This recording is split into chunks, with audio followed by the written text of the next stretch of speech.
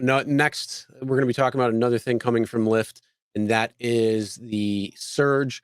Now, what ended up happening was about 2 months ago, I believe it was, they came out and Earnings, said yeah, on the earnings. surge, huh?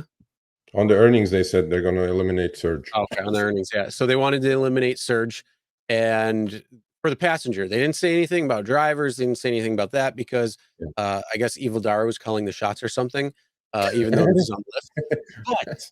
But we wanted to know, what is this going to mean for drivers? So we were talking about it when it first came out, and now we might have something that could be what it is. I got a lot of emails last 2 weeks. Actually, I just held on to see if this is reality, and if this is, funny enough, but this guy was doing Lux, right?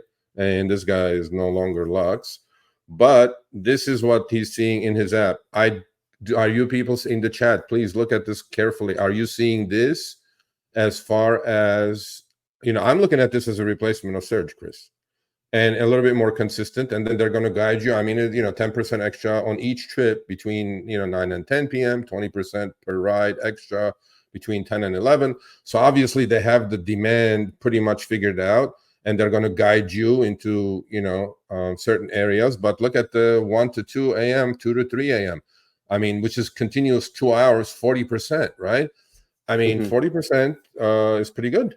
So if this is going to be the new thing, I think drivers may like this, even if it's not Lux, if it's regular standard trip. So obviously, I know people are going to say, oh, yeah, but, I could have done a unicorn $20 sticky surge trip, at 2 a.m.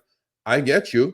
But if they're going to kill surge altogether for the driver as well, because they were talking about, look, Chris, how can they kill surge for this passenger only? I mean, who's going to pay the price for that? The driver is going to pay the price for that. I mean, what are they going to do? They're going to crush their take rate? No, they're not going to do that, because if they take prime time or surge away on the back end and still pay the driver on the front end, their take rate is going to collapse and their stock is going to go into freaking oblivion, right? So to keep that take rate, they have to eat off of the driver as well, some more, as if it's not enough. So my thing is, if they're going to get rid of surge, replace it with something like this, okay, at least it's something. So yeah, please chime in. Is that what you're seeing in your cities? This looks pretty decent to me, because there is no surge these days anyway, bro. I look at my Lyft app, there's nothing. So. This one, the math could actually work out, because how many times, if you drive at night, the area where it's going to start surging, where it's going to be. No, and this has no zones, by the way, people. This is just straight up 40%. That's what I was going to say. You might take a couple of rides that get outside the zone. You got to try to get back. Well, in this case, that might help it where it's going to be across the board. So it's actually could potentially help you if you have one of those rides that take you where you don't necessarily want to go because it might not be too busy, or it takes you outside of the busy hot zones. So it could potentially work itself out. I would want to see this implemented a little bit, just to see if it would actually equal itself out, meaning the whole surge. But the whole thing with that is, surge was designed to help attract drivers to that particular area. So now if you have drivers that just say, I don't need to go downtown to the busy bar districts because I don't need to really deal with the drunk people, when I can go, outside on the outskirts and still take some short trips or do certain trips that way. And I don't have to deal with everybody, trying to pick up on the busy streets or anything like that.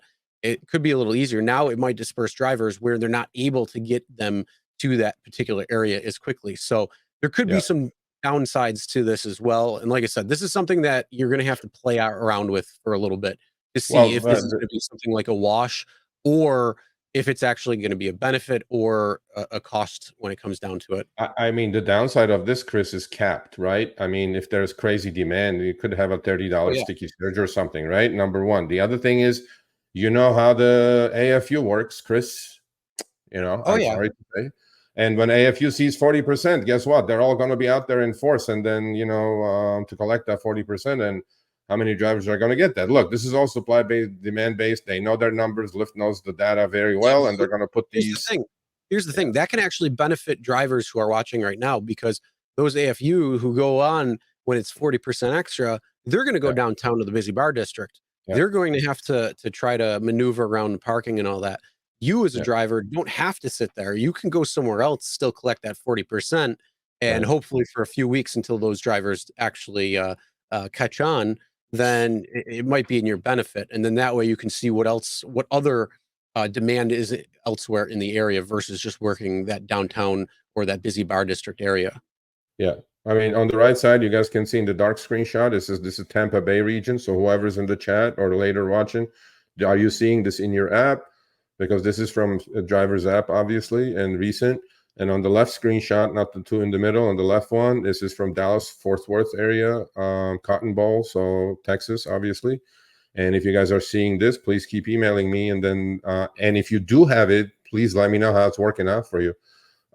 Because this may be the replacement for Surge, people.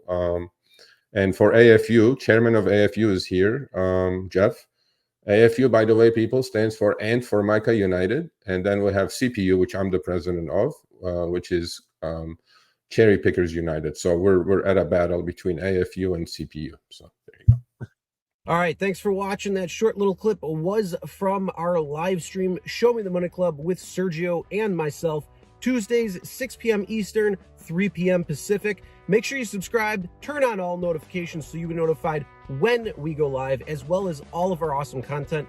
Make sure to check out this video right here, which will take you to the entire live stream, or check out this video right there. All right, drive smart, everyone.